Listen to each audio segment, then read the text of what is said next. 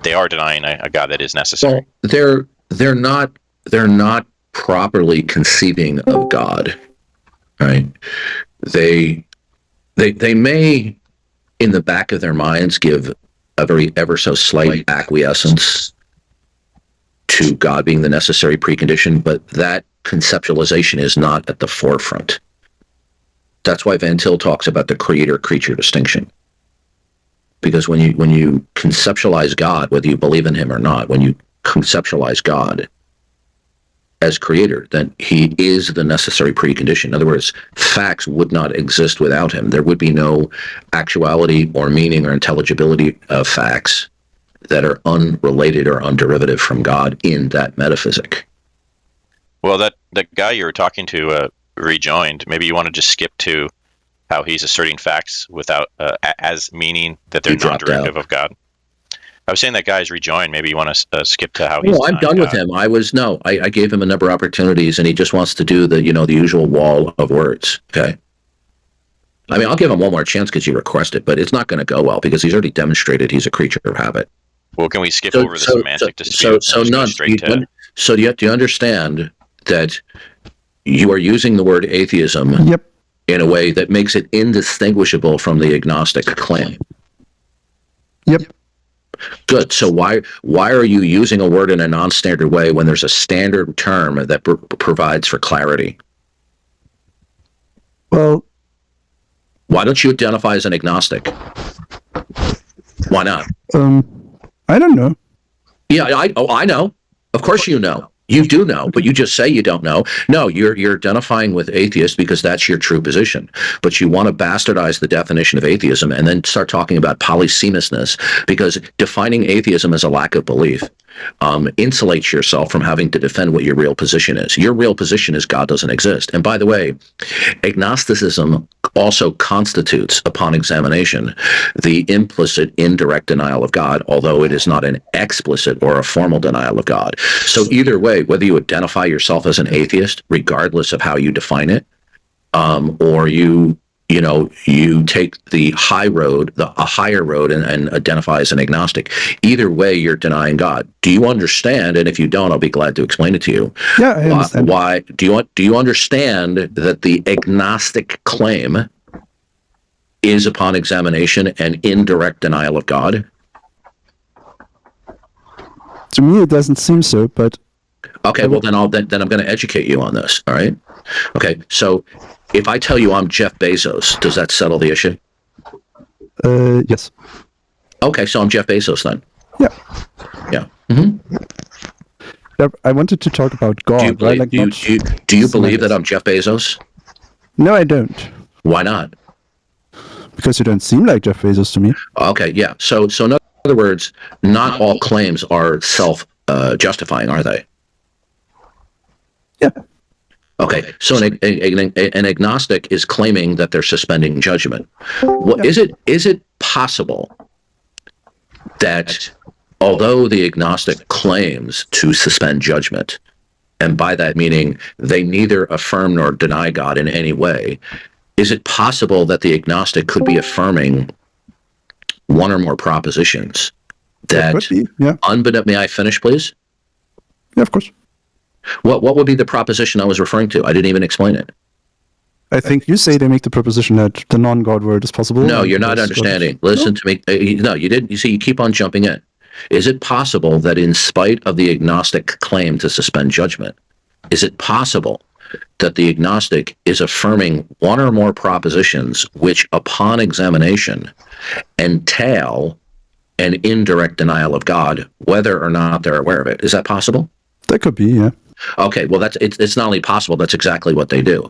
Because an agnostic has decided from the get-go that God is unworthy of affirming as the necessary precondition when invoking facts. Okay. Right? Now, if God is unworthy of it being invoked for whatever reason, for, let's say, insufficient rationale or evidentiary support, then the agnostic, by choice, is embracing and invoking facts, and I put that in quotation marks, putative facts, without referencing the necessity of God. Okay? Okay. Right. So there's only two ways to invoke facts. Facts will either be explicitly or implicitly invoked either with or without referencing the necessity of God. Okay. Right. So the agnostic is invoking facts by choice without referencing the necessity of God. That entails, logically, that God could not coexist. Okay. So what the agnostic does affirm upon questioning entails the denial of God, even though their outward claim or even their own intellectual understanding would deny that. What they are doing, in effect, is denying God, even though they may not be aware that it entails the denial of God, because they're focusing on that the denial of God has to be explicit. But the agnostic is implicitly denying God, whether or not they're aware of it. What would that be through? Like the non-affirmation? Oh, did you decide not to be rude? What do you mean? Weren't you the one who was insulting me in here earlier? I haven't been in this server for over Oh, okay, 2 my years. mistake. That was somebody else with that I kicked out. I'm sorry, my mistake. Repeat your question. Is there a denial through the non-affirmation is what you're saying? Yes, the non-affirmation of God is an implicit and an indirect denial, whether or not the agnostic is cognizant of it. Kind of like Kierkegaard's either or? I'm not familiar with. I'm familiar with Kierkegaard, but I'm not familiar with that concept. The point is, we have a true dichotomy here. Either facts will be invoked with reference to the necessity of God, or I could say with the necessity of referencing the necessity of God, or without. And so this little verbal kabuki dance, I don't know. Okay, what the agnostic is perfectly cognizant of is that they choose to refuse to affirm and acknowledge God. And they want to play a little game that they can suspend judgment about God like they can about the Loch Ness Monster, but this is a category error. So the agnostic, whether they realize it or not, whether they want to admit it or not, the agnostic is denying God by virtue of the refusal to affirm God.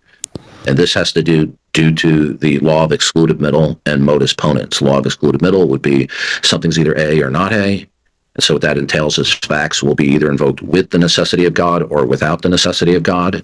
And if one chooses whatever they self-identify as to invoke facts without referencing the necessity of God, that constitutes the denial of God, whether they admit it or not. It constitutes it by a logical entailment. A logical entailment. Never says it. He needs to be clear.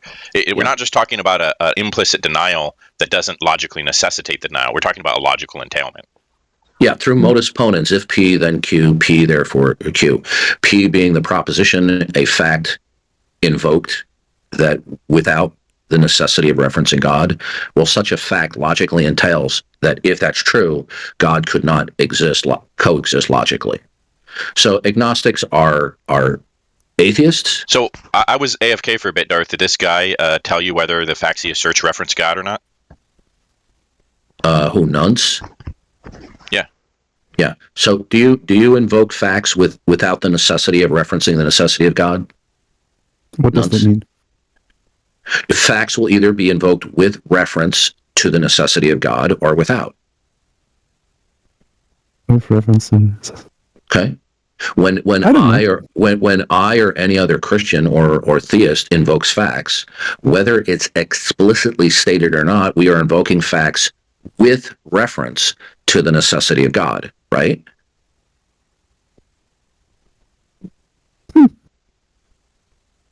I don't know. I wouldn't say that I reference facts. Yeah. Put on your thinking cap here. Okay. When I invoke facts because I'm a theist, I'm invoking facts either explicitly or implicitly, formally or informally, direct or indirect. I'm invoking the way he facts. means the fact that he's asserting. Yeah.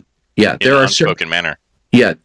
There are unstated premises in things that we state all the time. It would be too cumbersome to always include the unstated premises. So when I invoke facts as a theist, what always underlies my invocation or my assertion of facts is that they exist with reference to the necessity of God.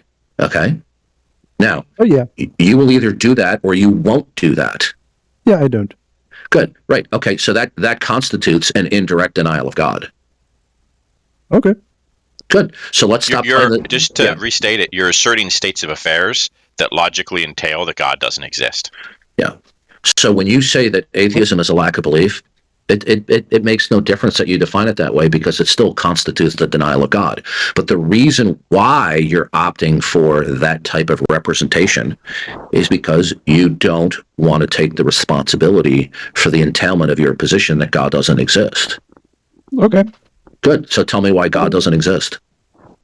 I don't claim to have an argument. Okay, goodbye. You're done. Now I'm going to kick you out of the room. I wanted to see if you can prove God. Bye. Can't you prove God? Bye. You can't prove God? That's sad. Hey, look, I'm not playing this little childish game. You just exposed yourself. I just walked you through this step by step by step, okay? And then you outright denied the whole time, not objecting to my line of reasoning. And then when I got to the end of my line of reasoning, you didn't object. And then when I summarized it, you disagree with it. Bye-bye, you're gone. He didn't, Darth, maybe you misheard. He didn't disagree. He said he doesn't claim to have an argument for his not God position. No, that's not what I heard him saying, okay? So I'm done with his nonsense. So that would mean he holds it arbitrarily, by the way. So yeah. Okay. Yeah, but now we you know. So why would we need to prove even God if I to miss, him if he holds his current position arbitrarily? Let's say I misunderstood him and you understood him correctly there. Yeah. Even still, that makes it all the matter because now we just exposed his deceitfulness. Because earlier he was trying to pawn off that he's just he doesn't have a belief in God, but he's not denying God. Okay, it's that simple.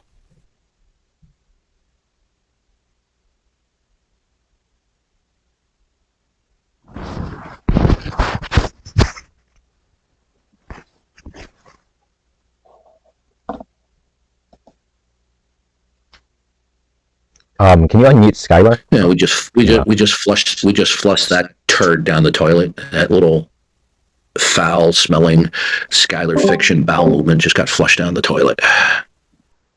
Did you ever see Skylar Fiction's debate with Andrew from The Crucible? No, I didn't. Do you have a link to it? I can look it up. It's not much of a debate. It's like him spurging out. Well, what else is new? He's a piece of garbage. Hello? Yeah. Hey, Darth Dawkins, it's a pleasure to be speaking to you today. Oh, I'm glad you're happy. Are you an atheist? Yes, I am, sir. Why? I personally don't believe that there's any evidence to prove that God exists. Okay, what is your evidence to believe that all facts exist for some other reason? Sorry? Yeah, you will either you have a belief that facts simply exist for some other identifiable reason, right? Mm-hmm. Okay, so what's the evidence for that?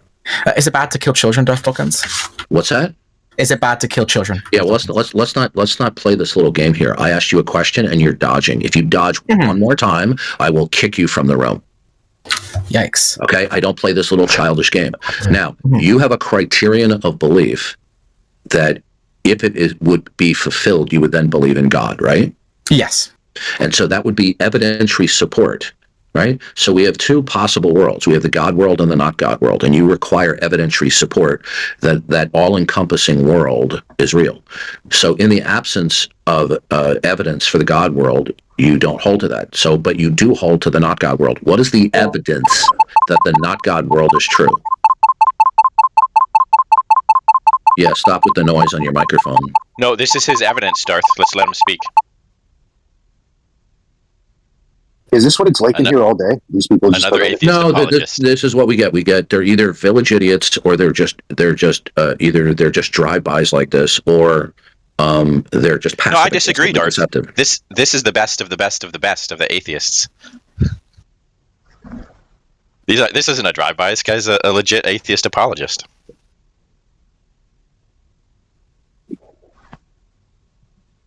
Yeah, I don't get it. No, this is what they do. Okay, this is what I say every single day. This is what they do. Then they kick them. People don't think about what they're going to say before they come in here, and they just come in here and say random bullshit. No, most atheists that you will encounter, they're not dealing with people that are at a higher, sophisticated level of philosophy and theology, and individuals who have a great deal of experience in dealing with these issues. And so they think that their usual cafeteria table antics, or rhetoric will be impressive, but it's not. It really comes. It's their rhetoric, their line of reasoning is colossally stupid.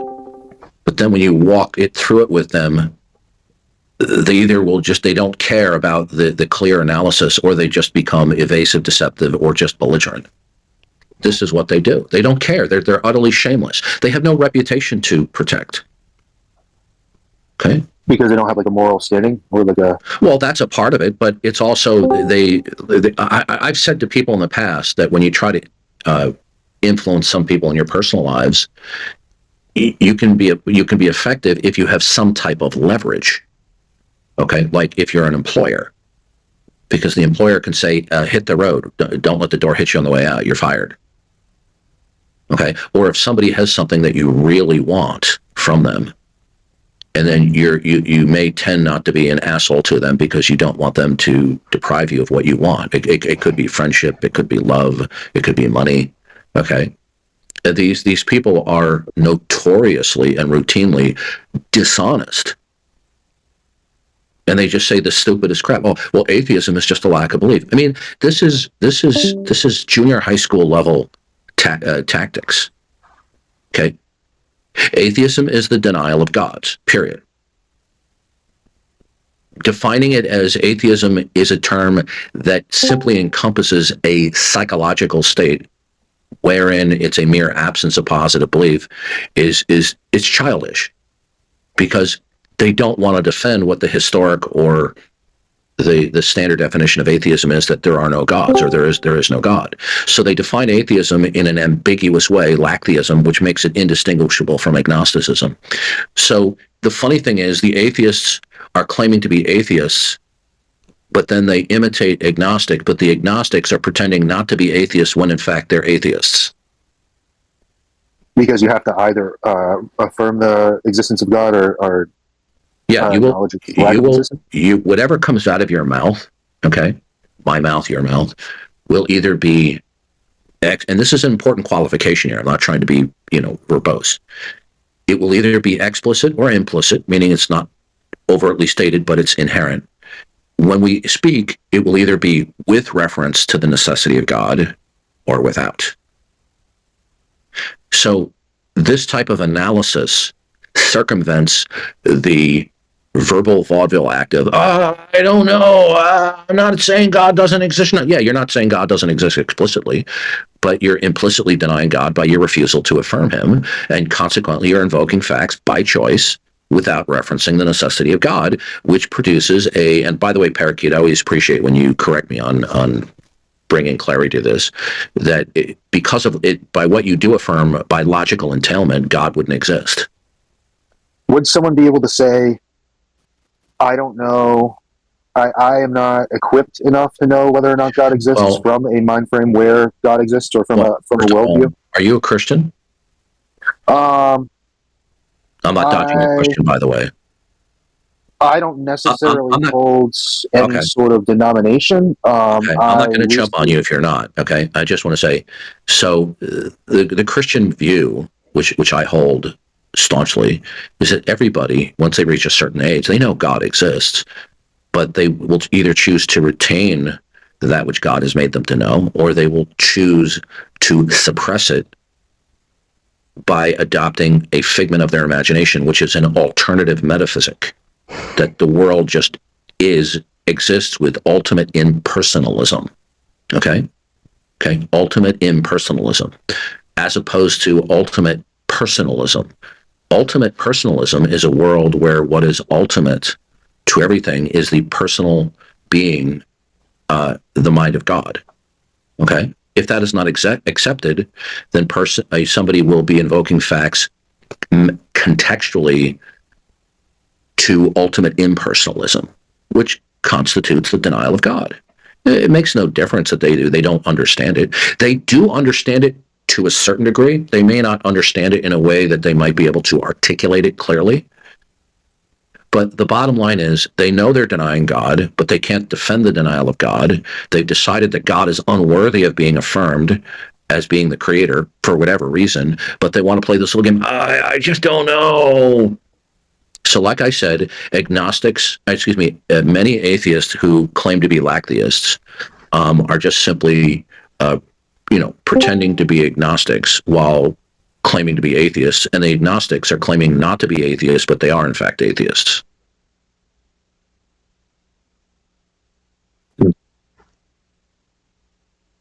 I was just trying to. I was asking whether or not someone's actions can affirm the existence of God, even if they don't verbally affirm it. Like one lives their life as a good Christian without actually verbally affirming God. Would that still? Look, a guy jumps out of an alleyway, puts a gun in your face, and says, "Give me your wallet, or I'm going to shoot you." Can you be neutral to him?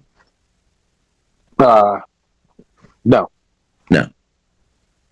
Okay. People want to play this game that they want to be neutral.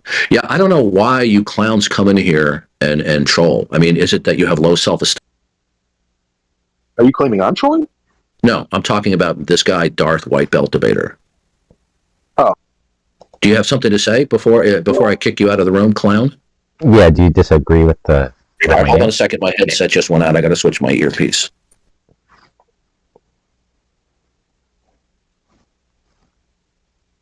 You sound very familiar, Monkey Boy. Oh, this is Monkey Boy. Monkey Boy? Is this Monkey Boy? Yeah. Yeah, that is Monkey Boy. You click on his profile. Okay. Yeah, he's a troll. Okay, yeah. So, Monkey Boy, I was invited to interact with more than 8 professional atheists with PhDs, and I always accepted the invite, and including I've debated Alex Malpass 8 or 9 times. Are atheists with PhDs? Are they white belts? No, but you are. Okay, yeah, I'm not going to play this game. All right, you're done. Okay. You want to debate whether or not atheism makes sense? Listen to me. Listen to me. You little pimple for a brain. I don't have time for this. Okay, so now I'm going to eject you from the. Let's just argue whether or not atheism. No, sir. Listen to me. If you want to come in here, are you an adult? Yeah. Okay. When you come in here and you act like a child, just by, your username to taunt me. Okay, you're not acting like an adult. You're not somebody I should take seriously. Okay, so you're done. Seems you're running away. I'm not running. See, this is another one of your atheist tactics. Let's just engage. You can boot me after. Okay, let's just engage for 5 minutes. Goodbye. You're done. Just 5 minutes. Yeah, you keep on. No, you've already blown your opportunity. Okay. I'm sorry. What was the reasoning why you believe like atheism entails agnosticism? Yeah, what a trash piece of shit, yo.